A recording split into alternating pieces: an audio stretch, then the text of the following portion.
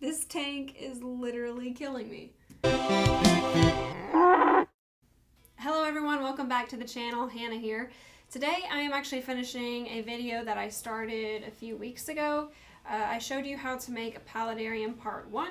Well, today is going to be how to make a paludarium part 2. If you'd like to watch how to make a paludarium part 1, you can find that link in the description below. In the first video I explained how to create the tank using repurposed materials from an old 10-gallon tank.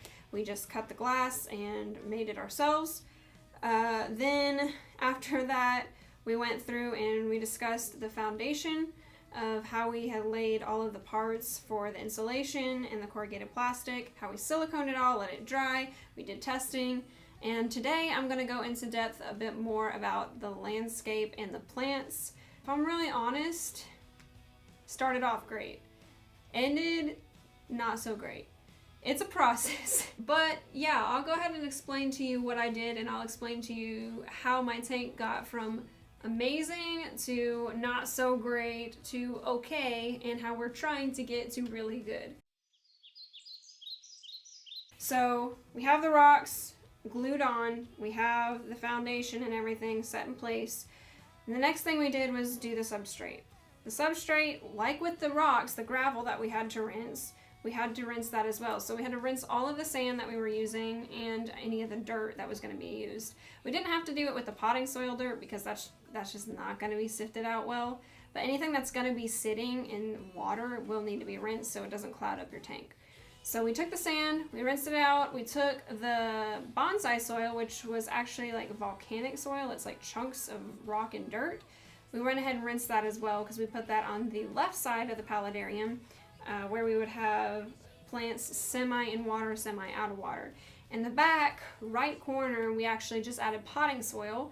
We poured that in that back corner and prepared that for the plants that would be going back there. We did have a lot of variation in color and in shape and sizes because I wanted it to look natural. I didn't want it to all look like the same thing. So I do have a lot of pinks in there from that one plant, and there's another plant that's a lot like it, but it's just a lot of white and green. Also, you'll notice we did add air plants up at the top. There were just a few that we put in there, and when it came to covering the rocks, we decided to use moss, and this is something that we did on the cheap. We literally just went down to a nature trail down the road from where I live, and we scraped up some of the moss and rinsed it out. We soaked it in part vinegar, part water to get any of the nasty bugs out of it. And we went ahead and set it on the rocks, and it looked really, really good. But we do have a lot of greenery in that right corner. I picked out this really weird plant that kind of caught my eye, which I was shocked by. But it's this really furry looking leaf. It kind of looks like a Venus flytrap to me, which I actually hate those, but for some reason I was drawn to this plant. We have some in the back corner as well that look like mini trees. I got those, and then there were some that actually had bark on them, and I was like, dude, it's an actual mini tree. So I got that as well. And those have grown tall, so I have had to trim those quite a bit. As for the tank down below, all I have in there right now is the Anubias. It's all I really want. We did put some moss in there, but it was just starting to clog up the filter, and it started getting really messy and out of hand, so I did take that out. I'm planning to put a few more plants in there as time goes on, but right now I'm just trying to get my levels under control. So once we added all of the plants up top, we did add water, and then we get the end result. And we have all of the plants ready to go, all the water. The water fountain is working, we tested it, it's all perfect. I did want to talk about the filtration system. It's hard to see here because it's really gross because, yeah, my tank is a mess, like I said. But over here on the left-hand corner, you have the pump. Directly behind it, the water heater for whenever I do add shrimp. And then this white bag right here is actually just carbon. It's a carbon filter.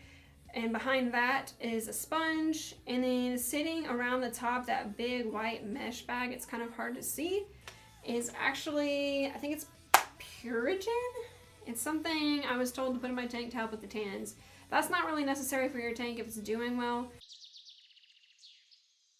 Here's where I can tell you, you probably want to put creatures like shrimp or very, very small fish that can live in a small space. in your tank, and that's great. I don't want to do that yet. I'll be honest, this tank has been a lot of work. It started off really great, and then as time went along, the moss just started like falling apart. In some areas it was dying, some areas it was doing really well. The pH levels started getting out of hand, my water started getting cloudy. At some point there were leaves in my tank that turned the water brown, and I could not get rid of the tannins to save my life. So it took me forever to get my water this clear, and even still today it's not as clear as I'd like it to be. It's still a bit brown. Well, that's all I have for today. I know this is just a follow-up video for how to make a paludarium. I really did enjoy this project. I still am enjoying it. It's just so difficult to keep up with, and for me, someone that's already sucking at keeping plants alive, keeping a forest alive, I don't know what I was thinking.